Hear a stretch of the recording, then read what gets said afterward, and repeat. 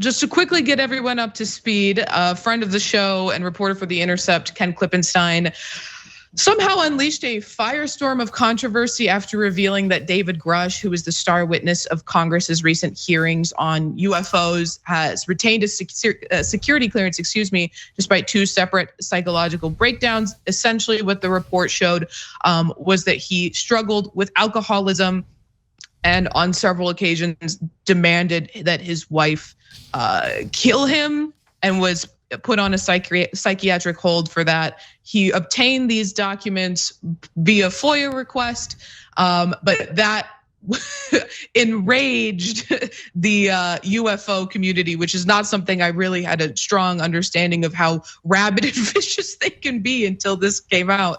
But yeah, so after he published this bombshell report on David Grush, he immediately started facing the ire of not just the UFO community, but also of News Nation.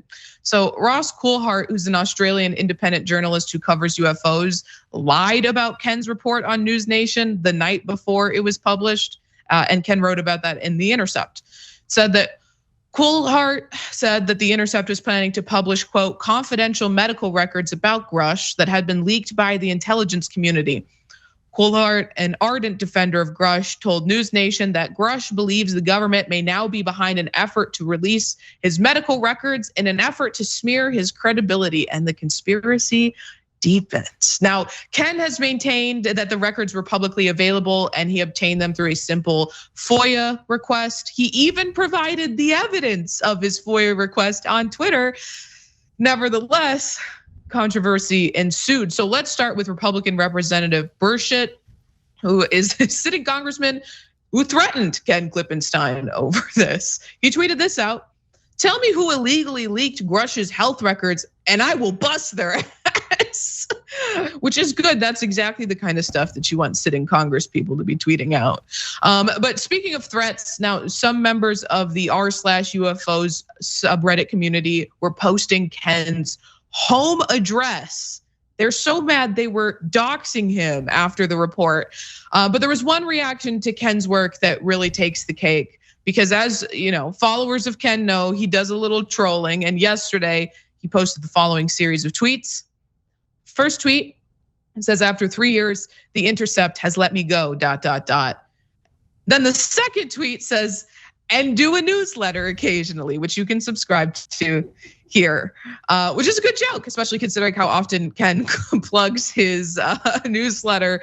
But the joke wasn't so funny for News Nation because apparently one reporter only read the first tweet. Ross, thanks for joining us, especially because we just got news that about half an hour ago, the reporter who wrote that article for The Intercept was fired. Yes, that's quite a shock, Elizabeth. I have to admit, I've been quite surprised by some of the comments that Mr. Klippenstein, the journalist, has made in the past 24 hours. Oops. Now, it seems like most people were cool with Ken's report, though. He polled his Twitter followers to ask their opinion, and here's what they said. He asked, "Should I have published it?" 83.3% said yes. Of course, this is gonna skew in Ken's favor because he's asking, I mean, not just his followers, but they're the people who are gonna see it first. Although I'm sure his haters have been actively refreshing his Twitter page since the report came out too. But overwhelmingly, they said yes.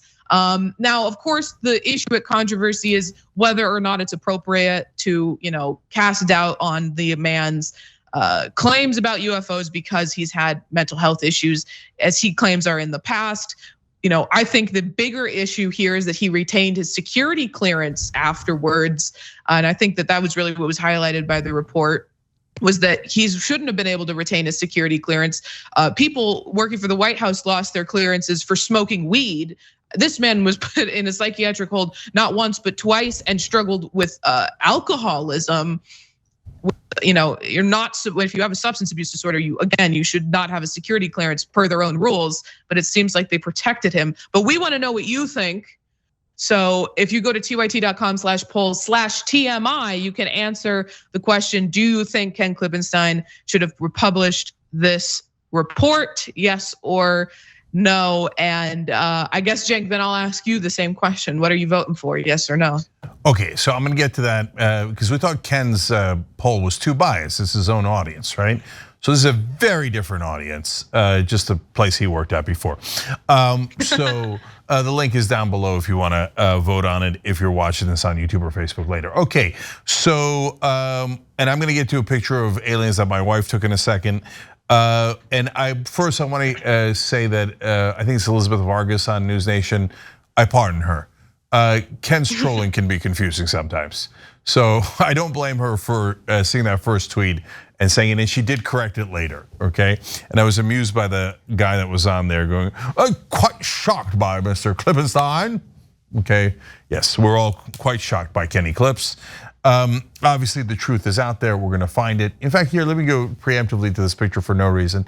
This is a picture that my wife took just a couple of days ago while they were camping. And you're telling me those lines there in the sky are not aliens? Is that what you're telling me? I think I'm going to be going to congressional hearings soon, or at least Wendy is.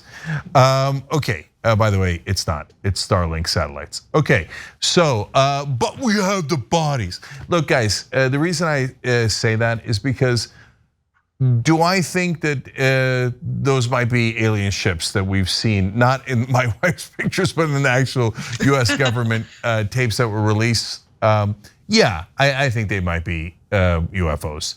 And so does that mean that we have the UFO technology in Roswell and we've been working on it for decades, as Gretsch claimed, and that we might have their bodies? Remember, he didn't even say that he saw them. No, that doesn't mean that at all. Like, they could have come here and, as I've said on earlier programs, look down and go, oh no, they're not ready for us. Okay, no intelligent life down there. We gotta get out of here, right? And so, and no one would begrudge them that. But the main question, of course, is should Ken have done a Freedom of Information request and then published this guy's background? Because sometimes in the past, governments have put out information about people to discredit them. It's not a thing that hasn't happened, it has, right? So, but in this case, it's not the government putting it out, it's not the deep state. Ken actually went out of his way to do investigative reporting, found it even though the government wasn't making it public, but they had to because of the Freedom of Information request. And so does the fact that he had struggled with alcoholism, struggled with potential suicide and had to be checked into a mental health clinic, is that relevant to his testimony? And I'm worried about bringing that stuff up because it doesn't feel great, right? But could it be relevant? Of course it could be relevant. Here's a guy telling us outlandish things about how the government might be hiding alien bodies and that there was some bureaucratic terrorism or whatever, administrative terrorism, I think he said. I mean, his claims are pretty far out there. And if he was in a mental health clinic before, I mean, common sense tells you that there's some chance that it's relevant. It doesn't mean that he's definitely wrong. It's take it with however much grain of salt you want. But let's put it this way. I always think shoe on the other foot. If it was some piece of information, like let's say you're a right winger and it's damning information about Trump, would you want to know that the guy who told you that information was had checked into a mental health clinic and had troubles with alcoholism? You would probably want to know, right? And so, I don't know. The bottom line is, it was good journalism. It could be relevant. It certainly could be relevant. So I'm in favor of Ken reporting on it. And so that's my take. But Mondale, what do you think? Listen, I think it is. I think you're right. It is a touchy subject, but I also think that as the many things that our government gets wrong, I don't think security clearance is one of those things. Like they have 13 steps that they investigate in parts of your lives. If you commit adultery, you can lose your security clearance. So I think if you have financial obligations that you have not kept, meaning your bad credit, you can lose your security clearance. So I think it absolutely is. It is absolutely important. If someone was out reporting something bad about somebody they owe money to, or something great that they owe money to these people, that looks like coercion. So it should be noted. And I think Ken did a wonderful job of keeping to the facts of the story and talking about the story, not about this issue. That is a factor that we be aware of. I think that the overreaction of people online reminds us of why we need to take a step back sometime from the internet. And I would be voting yes, he should have reported on this. Yeah, look. Yeah, sorry, go ahead, Ray. I was just gonna say, I want to correct something because I had misspoke. He was not put in a psychiatric hold 2 times that we know of. We know of 1 time, but 2 times the police had to intervene because he was experiencing a mental breakdown. So just wanted to get that out there because, as you always say, Cenk, we're the fairest show in America. Fairest show in America. No, the facts matter, and so